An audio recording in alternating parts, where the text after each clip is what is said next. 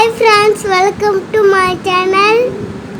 இன்றைக்கி நம்ம சேனலில் சுவரொட்டியும் ஈரல் கிரேவியும் தான் பார்க்க போகிறோம். வாங்க இதை எப்படி செய்யலாம் அப்படின்றத வீடியோக்குள்ளே போய் பார்க்கலாம்.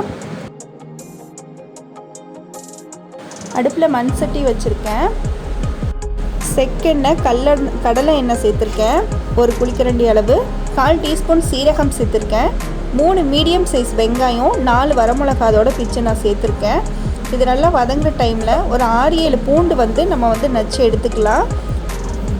இதோட அரை சைஸ் இஞ்சியும் நான் சேர்த்துருக்கேன். அரை இன்ச் அளவுக்கு நம்ம இஞ்சியும் சேர்த்து இதோட தட்டி எடுத்துக்கலாம். நம்ம இஞ்சி பூண்டு பேஸ்ட்டு போடுறத விட இது மாதிரி தட்டி எடுத்து சேர்க்கும் போது நமக்கு டேஸ்ட் அட்டகாசமாக இருக்கும்.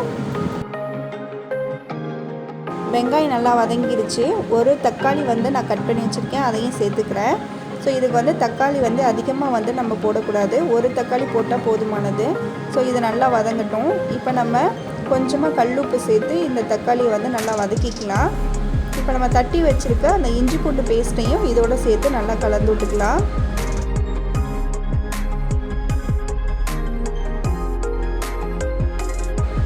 இது நல்லா வதங்கிருச்சு. இப்போ நம்ம கழுவி வச்சுருக்க சுவரொட்டியும் ஈரலையும் சேர்த்து நல்லா நம்ம வதக்கிக்கலாம். இது சீக்கிரமே வேகக்கூடியது தான். சீக்கிரமே சட்டுன்னு வெந்துடும். நம்ம குக்கர்லலாம் வைக்கணுன்ற அவசியம் இல்லை. நம்ம இது மாதிரி மண் சட்டியில் அல்லது குழம்பு சட்டியிலே நம்ம செஞ்சுக்கலாம்.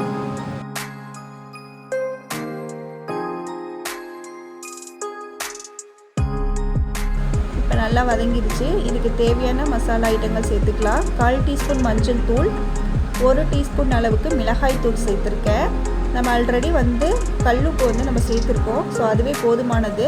பத்தலை அப்படின்னா நீங்கள் சேர்த்துக்கலாம். ஸோ இவ்வளோ தான், வேறு எதுவுமே நம்ம சேர்க்கக்கூடாது. இந்த மிளகாத்தூள் மஞ்சத்தூள் மட்டும் சேர்த்து கொஞ்சமாக அதுக்கு தேவையான அளவு தண்ணி விட்டு இதிலே வேக வச்சு எடுத்துக்கலாம். பாருங்கள், நல்லா வெந்து வந்துடுச்சு.